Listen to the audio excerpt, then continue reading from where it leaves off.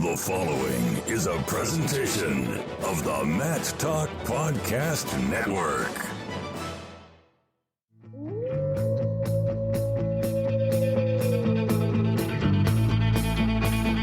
The mind of Pat Popolizio is a wondrous thing.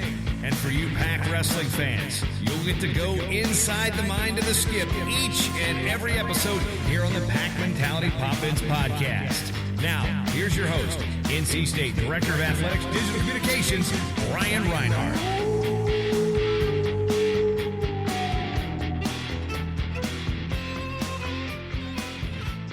Welcome to a brand new episode of the Pac Mentality's Pop-Ins podcast, episode number 67 for those tracking at home. I'm your host, NC State Director of Athletics Digital Communications, Brian Reinhardt, and the head coach of the Wolfpack, Pat Popolizio, is not on this episode. According to a recent tweet, it looks like he is still outside waiting for his old charcoal grill to come to temperature. So we went into the Rolodex, hit up a 203 area code. Joining us via Skype, 2020 ACC champion at 125 pounds, Jakob Camacho. Jakob, thanks for taking the time on the call today and picking up Pat's slack here on the podcast. Yeah, no problem. I'm always happy to pick up Pat's slack on this one. I figured you'd like that line. Give him a little taste of it sometimes. Yeah, how's it going? Give him an incentive. Maybe we could do a dual podcast one day, me and Pat. That'd be interesting. Devlin wanted that too, so there's some competition up there. But that's good. The 2020 ACC Championships seems so long ago. It's been over 2 months. Since that early week in March, what have you been up to, and where have you been during this time of quarantine? Yeah, I didn't realize it's been 2 months. Yeah, that's actually quite a bit of time. But when I've been in Raleigh and Cary for the whole time during this whole thing. My family's back in Connecticut and in Danbury. It's a pretty big hotspot for the virus. And I talked to them a lot, and we were thinking, do I come home? Do I go home to Connecticut? Do I stay here? What's my best options? And pretty much boiled down to what I'm trying to do.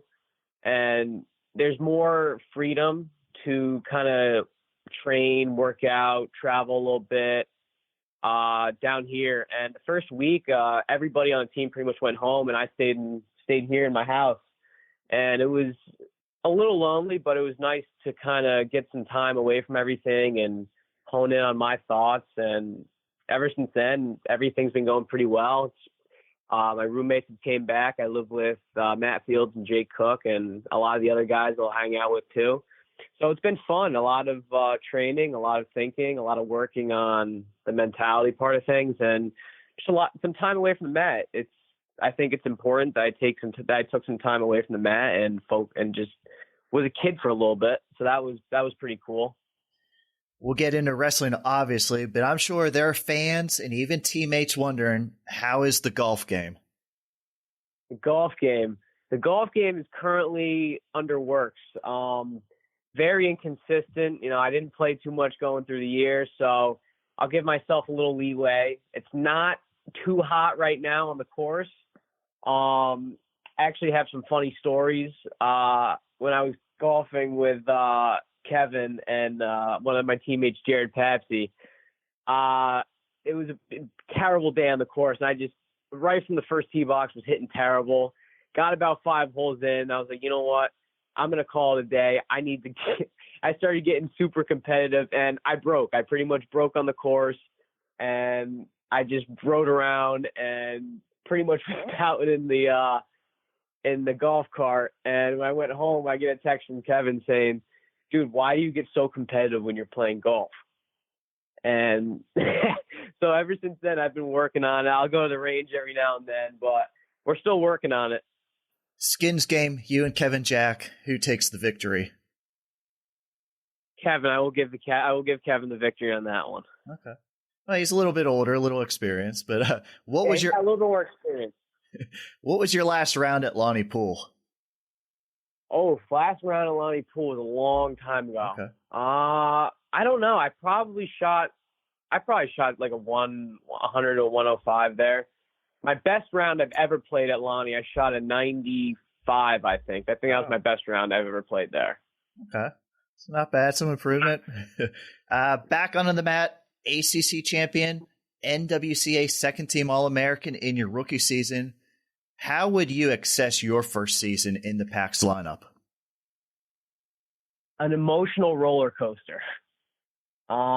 Starting out was not ideal. I butt heads with the coaching staff. I was my own worst enemy the first half of the year. And it took hitting rock bottom for me to actually understand, all right, it's time to get back to who I am as a person. And that's just a hard worker and a kid that just fights. So after the big turning point was the Southern Scuffle. I mean, my redshirt year, I took third in a pretty good bracket, and I beat a couple of ranked guys. I beat some good wrestlers, and to go from that to not placing was heart wrenching. That was where I really hit rock bottom. I get pinned by someone who I just have no business losing to. I mean, kudos to the kid for wrestling hard, but I remember looking myself in the mirror after that turn and be like, you got to get your stuff together, kid.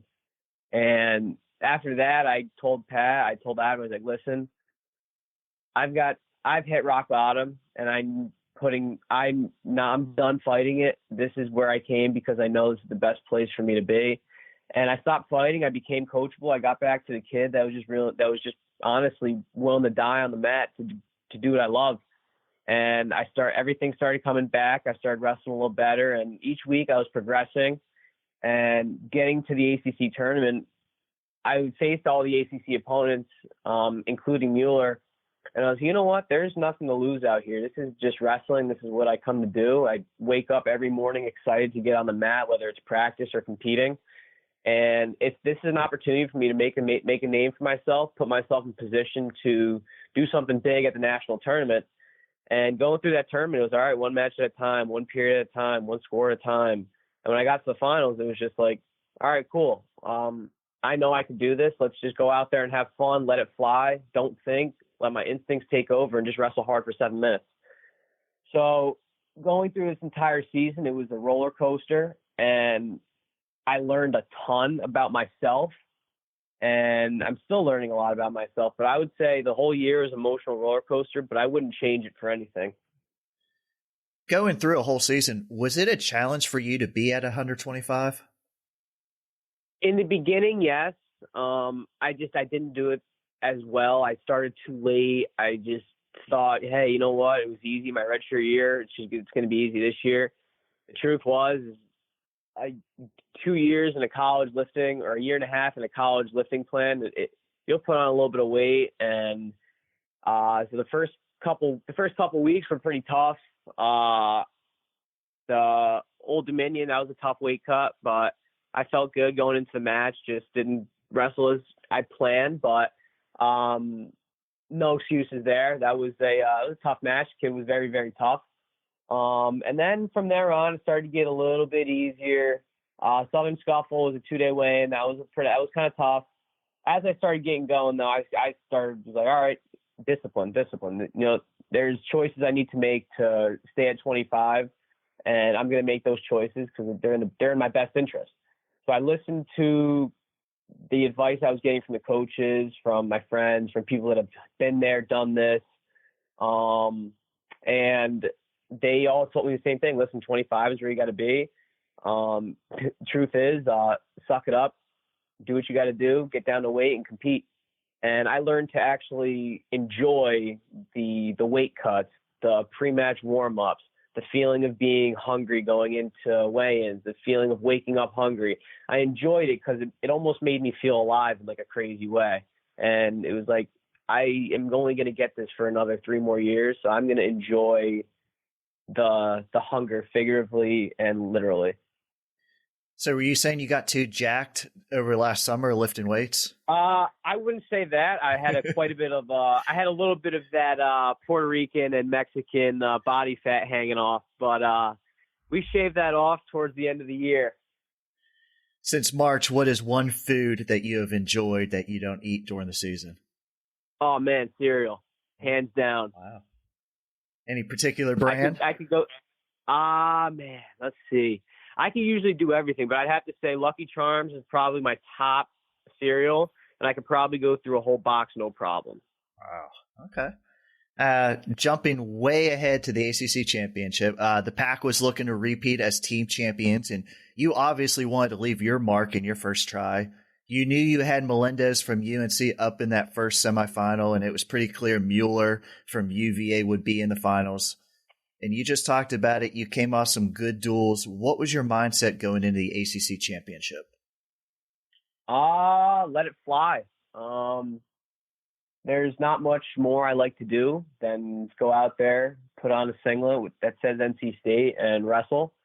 So I just went into every match thinking 7 minutes, go as hard as you can, focus on the present moment, the task at hand, and that's it. I mean, my big thing now is just if I can look at myself in the mirror and say I did everything I could and I'm proud of the effort I gave, then I could sleep at night. No problem, win or lose. I'll learn from my losses. I'll learn from my wins. I'll enjoy it. But going into that tournament, it was really just go out there and have fun. I mean, the work's been done. All the work has been done from I was a kid to getting to where I want to be, which ultimately is the stage at the NCAA tournament. That's the ultimate goal, is getting there and getting my hand raised. So the steps along the way are super important, and it was important for me to focus on the present moment at ACC. So that was really the big thing, just focus on the present moment. Where are my feet right now? That was it. Took care of Melendez for the second time this season, and Mueller awaited in the finals. He was ranked number 2 nationally, returning NCAA finalist. And you guys met in the duel in Raleigh earlier in the year. A very close 5-2 match. He did get the win, though. Did that tight duel, did that give you some confidence going to the ACC finals? Yeah, it did. It was like, he's human. I mean, he's a veteran. He is one heck of a wrestler. He's a competitor, and he doesn't like to lose. He's in it to win it, and that's what I love about the competitor in him, honestly. I mean, when I was wrestling him, it was like, all right, this is an opportunity. Let's go out there. Let's do it. The first time I wrestled him, I was a little nervous. It was like, all right, he's number 2 in the country for a reason. I think I gave him a little too much respect off the bat. I kind of was a little hesitant, tried to feel him out a little bit instead of just going for it. And wrestling my match, and he took me down with a very nice takedown in the beginning of the match. I remember like it was yesterday. Rode me out. That was a big one. I was like, all right, I need to learn how to get off bottom, and I took him down. I was like, all right, when I push the pace, I can do some damage. So going into the ACC finals, it was like Coach Hall and Pat. They literally looked at me and said, push the pace, wrestle 7 minutes hard. And Kevin was another reminder. Kevin and Donnie were another reminder. Like, listen, your technique is up there with some of the best in the country. Trust it and go for it. So I had Pat and Adam getting that intense side of me going, and then Donnie and Kevin getting that very calm, relaxed, and technical part of me. Listen, trust your technique. You know exactly what to do. You've been in a million positions by now in your career. So trust the positions, trust your positions, get to what you want. And most importantly for me is put the pedal to the metal and get them tired. What was the walkout song? Superstition by Stevie Wonder. What was the meaning behind that? That's a song that I've met with sports psychologists. We were going through a lot of stuff, and one of the things that we talked about was like, we just were getting into like, what's your favorite song, the meaning behind it, and right away I was like, Superstition by Stevie Wonder, and I guess they were a little surprised. That's a pretty, I guess, older song, and it's a very, I guess, classic song. But it's also a song that me and my dad really like. So, and me and my dad are super close. So we talk about a lot of stuff, and that song just kind of reminds me of him, everything we've been through, and just kind of have faith in where I'm going to go. That's really it. There's a superstition. I'm not really a superstitious person, but just the part of having faith in what's going to happen. That's really the only thing about it. And it's a fun song. I mean, you got the jazz in the background. I love it. It's a good song. And you mentioned as soon as that whistle blew, you went in for a quick shot. You were very aggressive in the finals, 3-0 in takedowns. First takedown is off a long scramble, and that second takedown might have been one I've never seen before. It kind of looked like he tried to almost jump over you, and you caught him right into a 4-point near fall. Great 6-point move. Walk us through that move, and how big were those 4 swipes? Those 4 swipes are huge, first off. I mean, you look at anybody that's good on top or anybody that gets those 4 swipes, it's very, very hard to come back from 4 points. I mean, a takedown is, when you're good on your feet is one thing, but when you can get back points or feet to back, a 6-point swing, it's huge. But that move, I spend a lot of time kind of play wrestling, getting into creative positions. My fundamentals are sound, so when it comes to certain positions, I'm able to get creative, and that's actually a position where me and Kevin have play wrestled a lot in. And it's pretty much you get into a high crotch, and you don't rush the position. And this is where Coach Adam and Donnie came in. Is I've worked in this position with them several times. I'm in a high crotch. It's which way do I turn and where do I feel it? And I felt him going a certain way. So I knew right off the bat after drilling so much with them that I am going to go this way. I'm going to knee slide this way, and I'm going to get my 2. Now, where it came in with Kevin was we've played in this position where if I hold on to your wrist and spin at the same time, I'll catch you on your back. So I did that, no hesitations, and I ended up catching him on his back for 4 swipes. So that was actually pretty cool. That was just like a moment where after the match, I was like, everything comes together. Did Kevin Jack take full credit for the swipes? He took credit for the swipes and me not getting taken down off a lot of knee taps and stuff, because I get knee tapped by him like it's nobody's business. 11-4 final over Mueller, ACC champion, and afterwards 2020 ACC Championship Most Outstanding Wrestler. Great way to end the conference slate. How were you feeling going into NCAAs? Confident. I was confident going in because of the work I'd put in. I actually pretty much kind of forgot about the ACC tournament. I mean, don't get me wrong, it was awesome and phenomenal to be a part of that. But going into that national tournament, it was, all right, it's cool what I did. What I did set me up in a position where I can get it done. And I didn't want to look too far ahead in the national tournament. I'm not a guy that likes to look at the brackets and stuff, but when they came out, of course I'm going to look at them, and I saw it and I was like, all right, I honestly think there's a chance I can make the finals here. So going in, I was confident. I was feeling good. I was wrestling great. I was still improving. My weight was phenomenal. And I was just ready to go. I was just focusing on each day, each practice, and each part of the practice at the time. And when the time was supposed to come to wrestle, I was going to be ready. And obviously those NCAAs were canceled. You were the 10th seed at 125. Again, it would have been your first trip to NCAAs. What were your emotions like when you heard that announcement? Very mixed emotions. I mean, it was between just sadness and anger and resentment and just questioning everything. We were outside. Everyone was outside. It was a beautiful day in Raleigh. So it's very ironic. And it was a day like we had off. You did your individuals, and we all as a team, everybody, we came together. We just played some games outside, football, spike ball, kickball. We were all playing together, and we knew there were talks of it, but no one was really on their phone. But you could tell something was happening because Pat was on the phone quite a bit. So I started getting nervous, and one of my good friends, Mike Madera, who works with kind of the technicalities and logistics of the team, he works with Ian, our director of ops, and he was the guy that told me, yeah, you guys are done. And that when he told me that, I was like, man, it hit hard.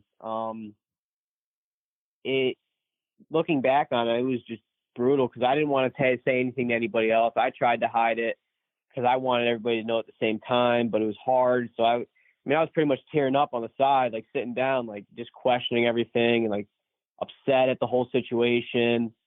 And then everyone found out pretty much, and we were devastated. I think probably one of the most emotional times I've ever been a part of was sitting in the auditorium in WB, and our AD comes in, and Boo Corrigan comes, and he just talks to us about the situation at hand, the NCAA canceling all events, spring sports, and everything. And I don't think I've ever been a part of something more emotional than that. I mean, I felt for every single one of them in the room, and everyone felt for each other. The coaches, the athletes, every single buddy that was involved in the program. And to see that much emotion, you couldn't help but just feel for everybody. And as hard of a time as that was, I think everyone came together for that moment. In that moment in time, everybody felt the exact same thing. And I think it made us closer as a team. And looking back on it, it'll be fuel for the fire. And Hayden, he sent out an email. It was double or nothing next year. And that's how we're going to go about this next year. Granted, everything is okay and going to continue as planned, but that was an emotional time. But looking back on it, gave me some perspective. I mean, I love wrestling, but it's not the end all be all. And I'm just happy to be able to compete. I mean, wrestling is definitely not over. That's for sure. I got 3 years left of representing NC State, and then maybe some more representing the Wolfpack Training Center. But yeah, that was really it. I mean, it was emotional. It was a roller coaster. It gave some perspective too. But it was just a learning opportunity because life is unpredictable.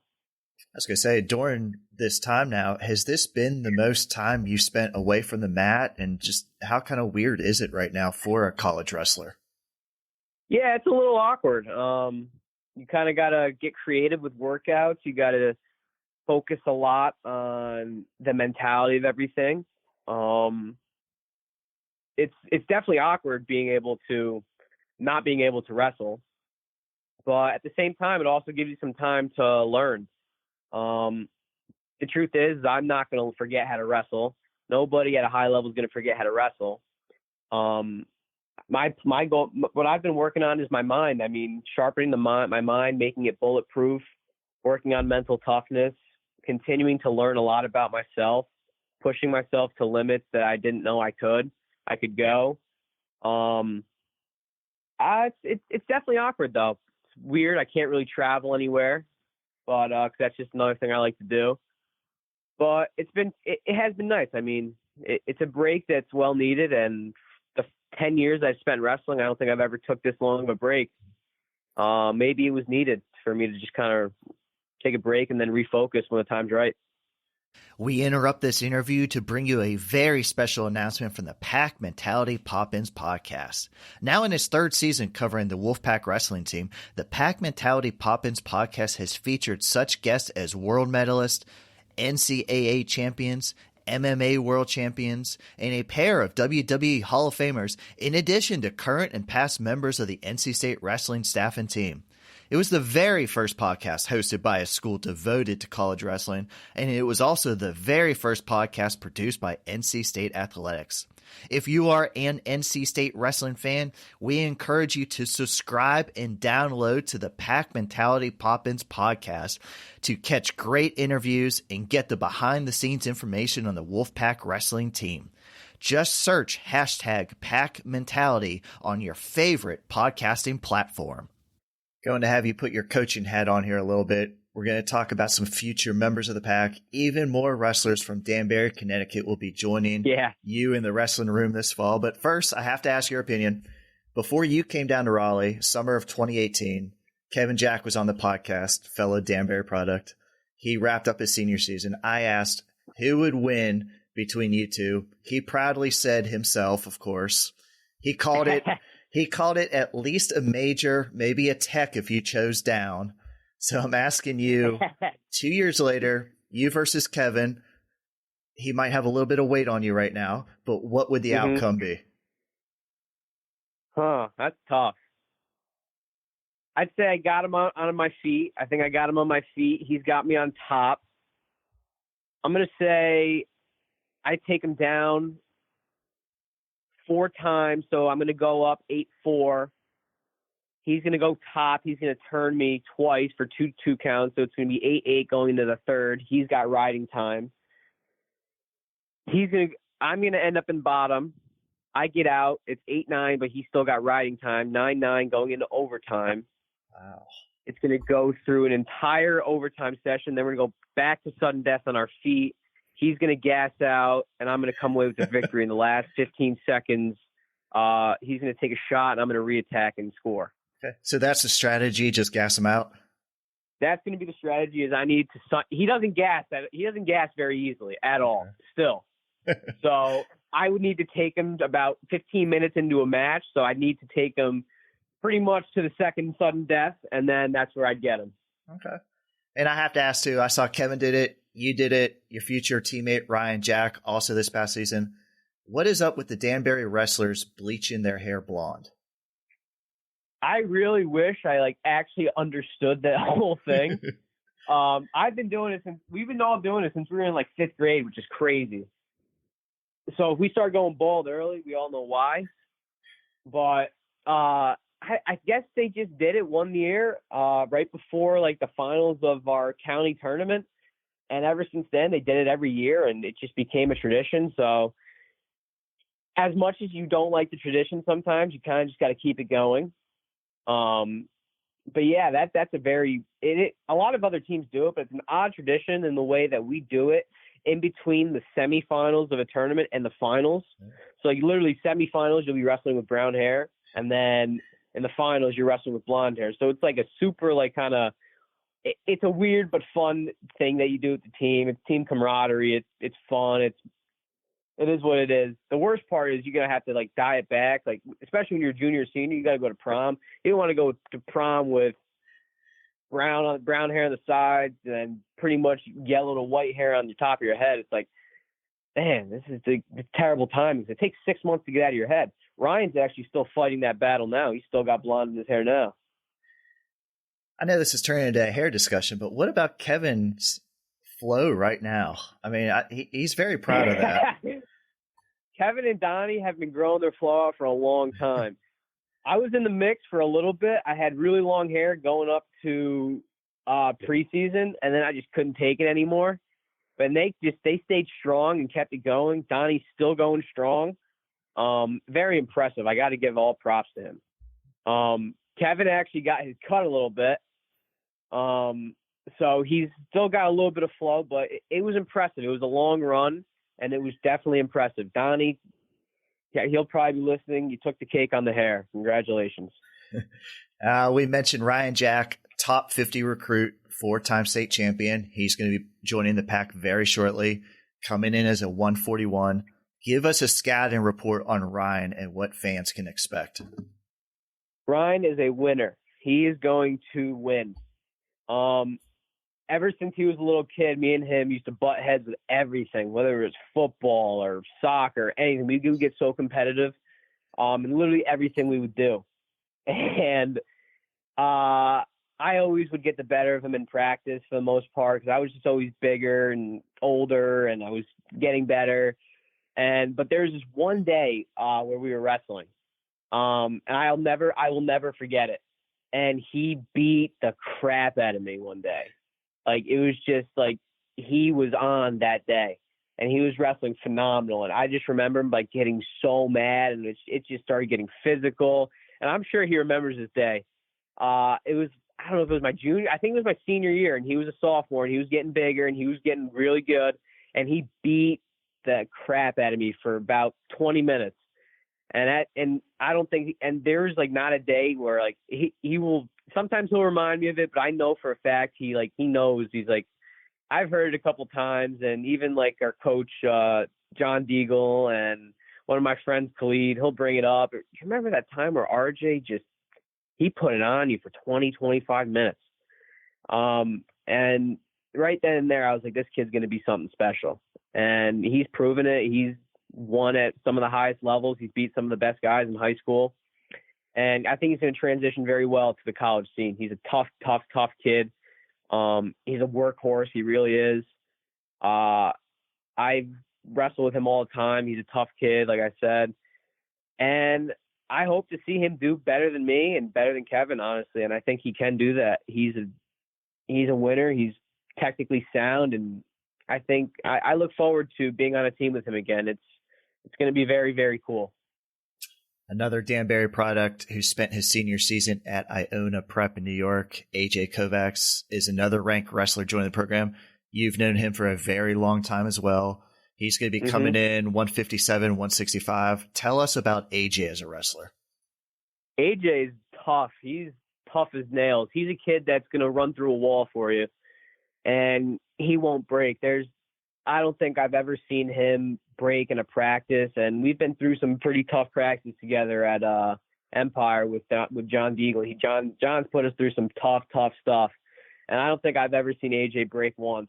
And I think he's gonna come. He's gonna come in. Everyone takes their lumps, but this kid is going to figure it out, and I think I want to see him do it as successful as anybody do.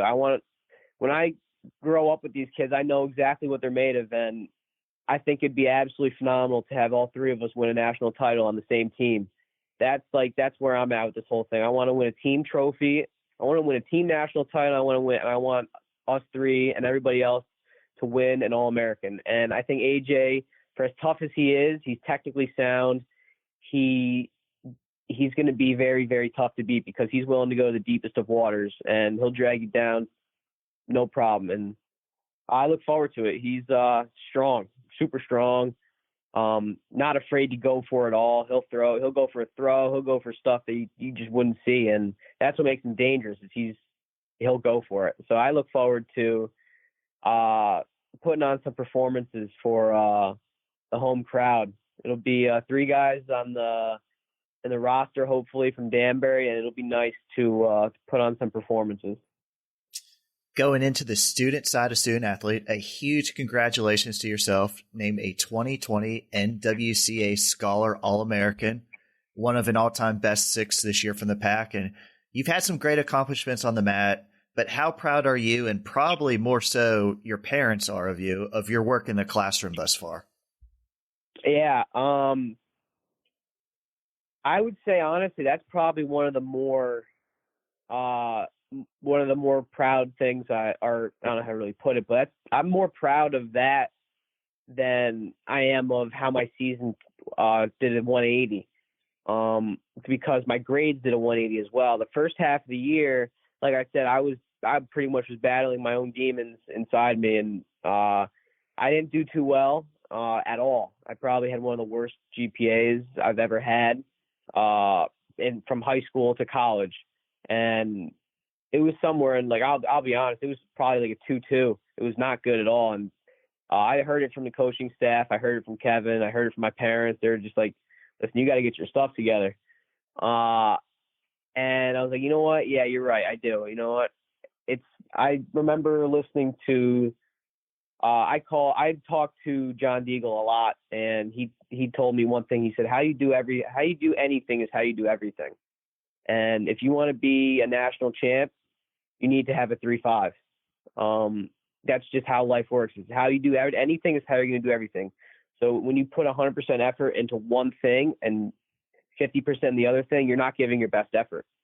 And that was something that really resonated with me. So going into my second semester, is like, I want to be on the dean's list. I want to have at least a 3.5 this semester.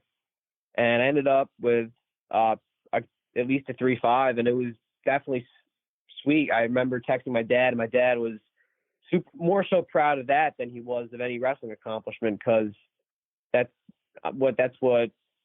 just something that he instilled in me, was getting good grades and trying hard in school and just doing the best you can at everything. So he was very happy with that, because he knows I'll try my best in wrestling no matter what. But when I try my best in school, that made him super happy, which made me happy too, because we've been through a lot together. And for me to be able to text him saying, I was the Scholar All-American. I'm a Scholar All-American. That was a very sweet moment for him and me. I think Trent and Trombley are very thankful. They say they've been carrying this team on their backs with their 4.0s. Yeah, no, they're very thankful. I took a little bit of the load off, but the top of 4.0 is pretty tough. I got to give the credit where the credit's due. And Trombley and Trent, they've got a pretty heavy backpack on right now, but I think as a team, we're starting to take the load off little by little. And once, I think eventually they won't be carrying too much. And I think now that we've broke a record for highest GPA, I think we want to break that again every year. I mean, it's always about 1% better. So I think next year, I think it'd be absolutely amazing if we were able to get a top 10 GPA. That'd be awesome.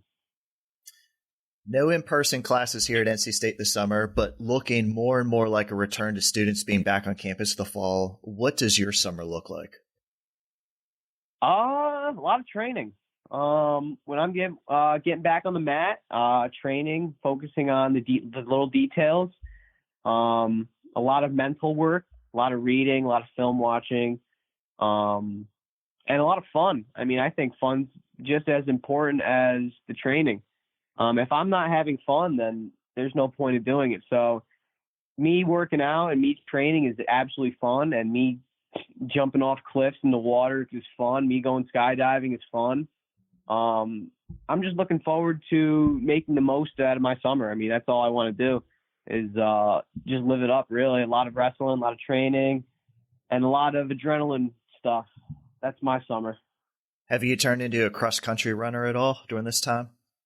A little bit. Not too much, but I have been running. I've been putting some miles on my shoes. Every Saturday I go for like a super long run. So anywhere between 7 to 10 miles I'm running. So I actually hate running. I don't like it at all, but it just goes back to I got to do something that I don't like, and I've actually learned to like it. I don't mind it anymore. It'll make cutting weight a little bit easier too, so that's also good. What's the pace? What's the mile time? I usually try to keep a 7:30 pace for 10 miles. That's usually my average. Gonna have to get you down to that track office. To me, that's pretty impressive. Yeah, I know. It's actually pretty good. That's what my Apple Watch says. It says I tend to fade a little bit towards mile 9 and 10. I'll probably hit around 8:30 mile in those ones, but my first 6 are actually pretty good. I mean, I think I'm definitely averaging under an 8-minute mile for 10 miles, which is pretty good, I think. Jakob, thanks for taking the time to walk us through your ACC title win and catching us up on what you've been up to, and just hope you continue to stay safe and have fun in Raleigh this summer. Yeah, of course. Thank you. It's always nice to be a part of this.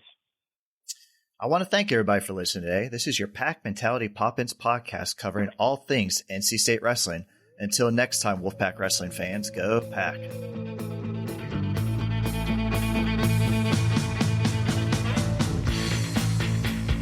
Mentality Pop-Ins podcast is produced by the Mat Talk Podcast Network. For more wrestling podcasts, go to mattalkonline.com.